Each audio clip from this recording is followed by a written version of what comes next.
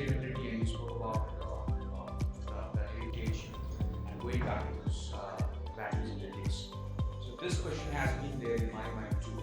How do we strike a balance, or how do we find a balance between two different aspects? One is those modern aspirations that gentlemen just spoke about, and other is really going to the kind of cultural essence that we have inherited. How do we strike such a balance? One point that you mentioned is about getting into a shared economy or model. What will be other answers to this question? Everything starts and stops with education.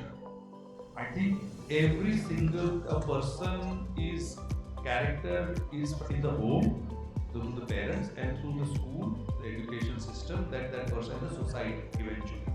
So, if from childhood you are given this value system of living in a certain way, making choice, what is education? I believe education is nothing but creating a lens for the student, creating a value lens that allows you to choose between what is correct and what is not correct. So I think if the government is doing a good job in the new education policy, I don't know how, this is educational thing, but a new education policy is an amazing thing which will eventually bring about change if it is implemented. And to answer your question, what the middle path is, through changing people's way of living and their ideas about aspirations and success through education. One just follow-up question, very good question. Since I'm from the education segment, it takes a lot of efforts for us to make people understand the definition of success. Which you said, there's all the GDPs, it's all the numbers, it's all those achievements, material achievements. How do we, when it comes to the human skills, basically, we are an organization which is focused on developing human skills. How do we convince learners of this generation or the coming generations to integrate that as a part of their learning? Of course, the NEP is there. This is what your suggestion is. This will help. It's showing the choice. You are from the education sector, right? Now the new, if you come to our foundation, you will not see air conditioning, you won't see fancy buildings, you won't see nothing. It's a Gandhian foundation, and you will see 35,000 trees. Okay, in the middle of Ahmedabad.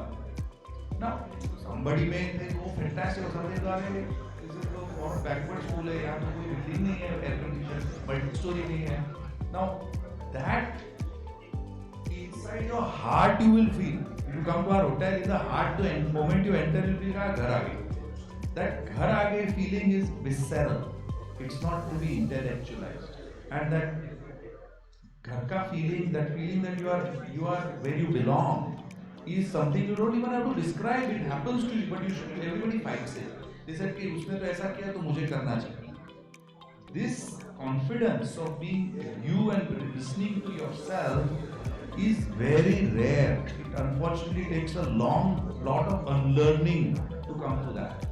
So if you are in the education field, you are in the right field. You are in the field of the future, and you have to bring this value system. We are struggling with this concept of a qualitative approach and a quantitative approach. For example, especially in Gujarat, if you go and convince the students to enroll in a program, the questions they will be asking is, કેટલા કલાક બેસાડીને ભણાવશો, કેટલી ચોપડી તમે આપશો. So it's a very quantitative approach. And when we visit schools and universities, this is 5,000 square feet area, we have AC, we have Wi-Fi, we have... The last thing they would be speaking is library and teachers. So there is this idea of qualitative approach to quantitative approach. That's the way we are studying. Thank you so much for answering.